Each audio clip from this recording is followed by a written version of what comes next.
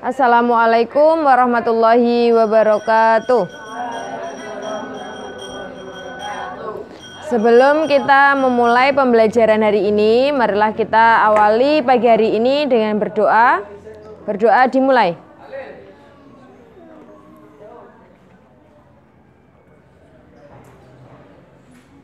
Selesai? Bagaimana kabarnya hari ini? Sehat? Sehat. Tetap semangat dalam belajar? Semangat? Semangat. Oke. Pada pertemuan hari ini kita melanjutkan materinya di teks prosedur ya. Teks prosedur atau teks yang mengandung langkah-langkah cara melakukan, cara membuat, cara menggunakan ya. Sekarang kita masuk pada materinya bentuk kalimat dalam teks prosedur. Di dalam teks prosedur itu ada beberapa kalimat di dalamnya ya. Kalimat-kalimat itu yang menyusun langkah-langkah dalam teks prosedur. Kalimat apa saja? Yang pertama, kalimat pasif. Kalau kalian masih ingat, apa itu kalimat? Kalimat adalah susunan dari beberapa kata yang memiliki apa? Susunan dari beberapa kata yang memiliki unsur kalimat. Unsur kalimat itu apa saja? Subjek dan predikat. Ini Bu Fia selalu ulang-ulang, diulang terus ya. Bahasa Indonesia itu pembelajarannya itu ya diulang-ulang terus. Tapi kok lupa leh. Setiap saya tanya apa itu kalimat, lupa lagi. Teks prosedur itu apa? Lupa lagi ya. Jadi kalimat itu susunan dari beberapa kata yang memiliki unsur kalimat. Unsur kalimat itu minimal ada apa? Minimal ada subjek dan ada predikat. Nah, di dalam kalimat atau teks prosedur, kalimat-kalimatnya itu mencakup kalimat pasif. Pada pertemuan atau bab yang lalu kita sudah mempelajari mengenai kalimat aktif dan kalimat pasif. Lalu bedanya apa di kalimat aktif dan kalimat pasif pada teks prosedur? Ya, kalau di teks prosedur kalimat pasifnya, coba perhatikan contoh kalimat ini. Gula dan vanili dimasukkan, kemudian aduk hingga merata.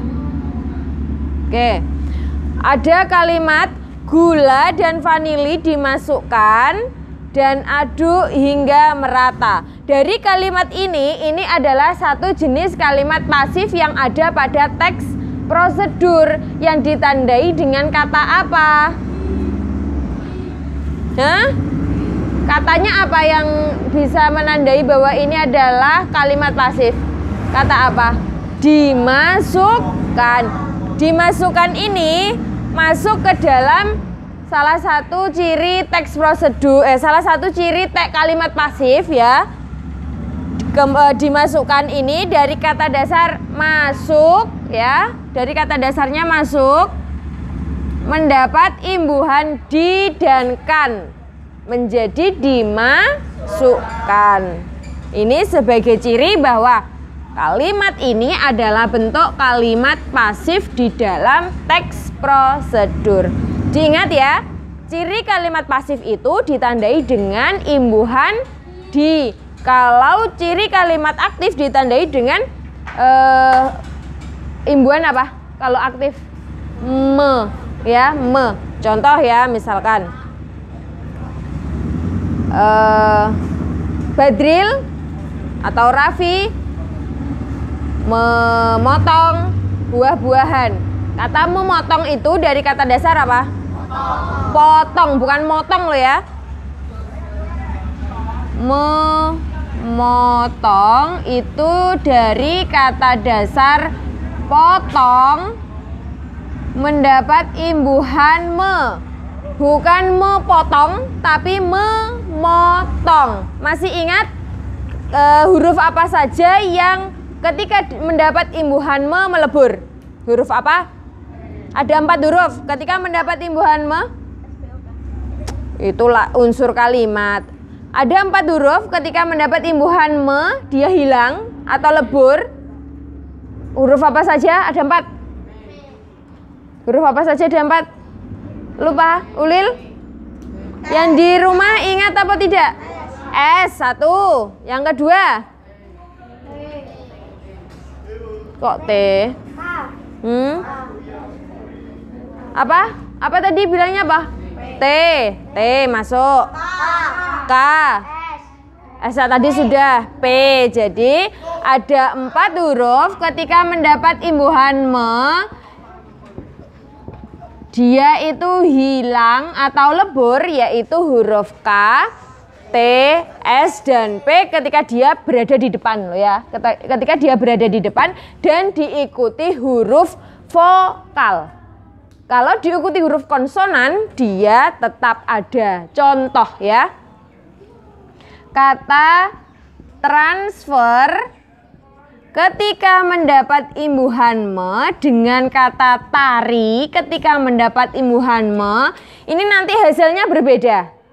Kalau tari mendapat imbuhan me menjadi menari, tapi kalau transfer ini sama-sama T loh ya di depan. Iya, mentransfer. Kenapa Bu kok tidak hilang T-nya? Karena diikuti dengan huruf konsonan. Kalau diikuti dengan huruf vokal, maka dia lebur. Huruf vokal itu ada berapa? Ada 5. Apa saja? A, I, U, E, dan O ya. Itu ingat nggih? Diingat ini. Pokoknya huruf K, T, S, P dan yang diikuti dengan huruf vokal dia hilang atau lebur. Kalau diikuti dengan huruf konsonan dia tetap ada. Paham ya? Oke, itu tadi kalimat pasif itu ditandai dengan kata yang mendapat imbuhan di. Kalau pasif mendapat imbuhan me. Masih banyak lagi contohnya ya. Yang kedua, kalimat dalam teks prosedur itu menggunakan kalimat majemuk. Apa itu kalimat majemuk? Kalimat yang memiliki 2 atau lebih unsur kata di dalam unsur kalimat di dalam satu kalimat. Jadi gini, ada kalimat, namun ada misalkan ya subjeknya ada 2, predikatnya ada 2, itu boleh di dalam satu kalimat. Namanya kalimat majemuk yang dihubungkan dengan konjungsi. Apa itu konjungsi? Konjungsi adalah kata hubung. Konjungsi adalah kata hubung. Kalimat majemuk ini dihubungkan dengan kata hubung atau konjungsi.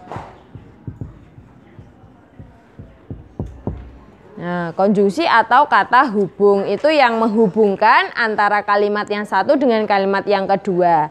Contoh ya, ini ada 2 kalimat yang harus kalian gabungkan menjadi satu. Didengarkan baik-baik, kalau perlu dicatat ya. 1, kalimat pertama, masukkan adonan ke dalam cetakan. Itu yang nomor 1. Masukkan adonan ke dalam cetakan. Itu kalimat pertama. Yang kedua, panggang adonan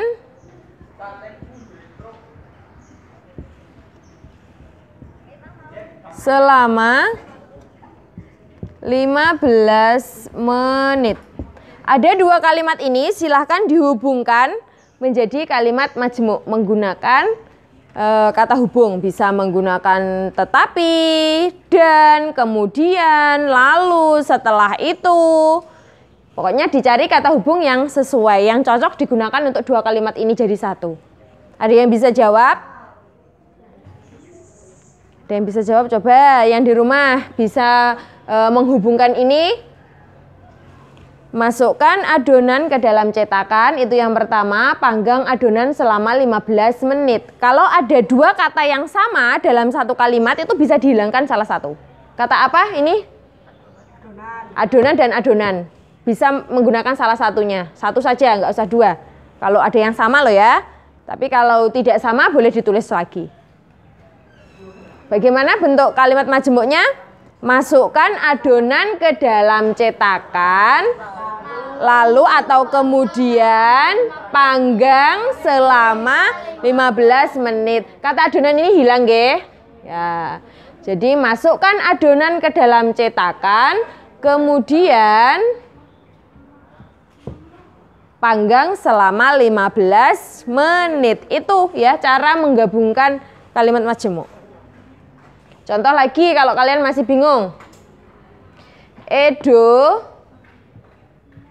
membeli jeruk. Edo membeli roti. Dari dua kalimat ini digabungkan menjadi kalimat majemuk menjadi Edo membeli jeruk. Loh, kok kemudian? Iya, Edo membeli jeruk dan roti. Ini hilang diganti dengan kata hubung dan. Paham? Sekarang yang ketiga di dalam teks prosedur ada penggunaan akhiran i dan kan. Akhiran i dan kan itu maksudnya kata kerja ya, kata dasar yang menggunakan kata kerja itu ditambahi dengan akhiran i atau menggunakan akhiran kan. Contohnya kata tabur menjadi kok so taburkan? Tabu mendapat i kok imbuhannya belakang i kok. Taburi mendapat akhiran i menjadi taburi. Contoh kalimatnya ya. Taburi kue dengan parutan keju. Bisa menggunakan taburi kue dengan parutan keju. Kalau bungkusi, betul nggak? Kalau kata bungkusi, betul atau tidak? Tidak ya. Kalau bungkusi itu nanti acuannya dia mengacu pada bahasa Jawa. Tidak boleh bahasa Indonesia itu sama-sama dengan bahasa Jawa, tidak boleh. Ya bungkusi ini ya itu bahasa Jawa, nggak boleh ya. Jadi bungkusi hilang.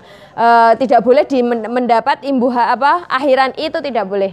Jadi bungkus adonan dengan plastik itu boleh. Tapi kalau kan dan i tidak boleh ya. Bungkus adonan dengan plastik. Kalau tabur, masa iya tabur saja? Tabur kue dengan parutan keju. Kan tidak pantas ya tabur. Jadi taburi. Atau yang menggunakan kan, masukkan mentega cair dan aduk hingga merata. Itu mendapat akhiran kan. Sekarang yang keempat, kalimat atau kata acuan. Jadi ada kata yang mengacu kata lain dan dia menggunakan kata lain lagi untuk menerangkan kata yang dimaksud. Contohnya ya, rendang merupakan makanan yang lezat. Ini ada rendang merupakan makanan yang lezat. Titik. Berikut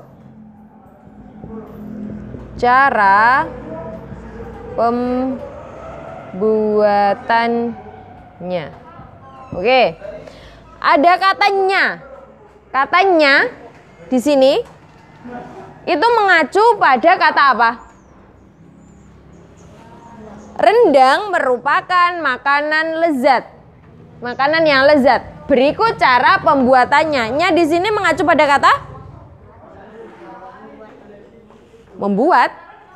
Berikut cara pembuatannya. Nya di sini mengacu pada kata rendang. Berikut cara pembuatannya di sini itu bukan diganti dengan pembuatan rendang, bukan, tapi nya karena sudah ini masuknya dalam kata ini. Ini mengacu pada kata rendang, ya. Contoh lagi. Bayu anak yang rajin. Dia selalu datang tepat waktu ke sekolah. Kata dia itu mengacu pada kata apa?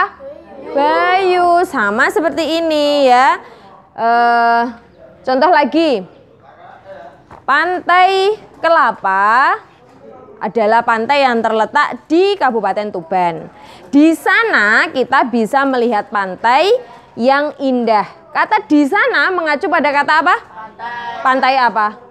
Pantai Kelapa. Itu ya. Jadi kata di sana, di sini, di situ, tersebut, ini, itunya, ya, itu mengacu pada kata sebelumnya. Paham? Paham. Oke. Dari sini ada yang ditanyakan? Ada 4 ini kalimat yang ada di dalam kalimatnya teks prosedur. Ada yang ditanyakan? Mboten? Sekarang saya lanjutkan satu lagi ya. Satu lagi adalah menyusun atau menyajikan teks prosedur secara sistematis. Itu nanti ada soal yang disajikan dengan urutan teks prosedur yang acak-acak ya. Jadi diacak, tidak urut, lalu kalian disuruh untuk mengurutkan ya. Coba ini didengarkan. Petunjuk pemakaian center itu berarti menggunakan kalimat atau teks prosedur jenis apa? Petunjuk pemakaian center. Cara menggunakan, betul Mas Ulil. Yang pertama, ini tidak urut silahkan diurutkan. Tutup kembali bagian yang sudah dibuka. Yang pertama, tutup kembali bagian yang dibuka. Yang kedua, buka tutup bagian belakang. Yang ketiga, tekan tombol dengan baik. Yang keempat, masukkan baterai.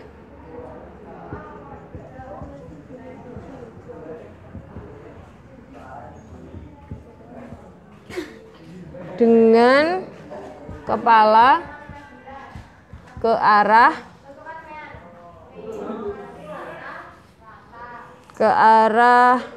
depan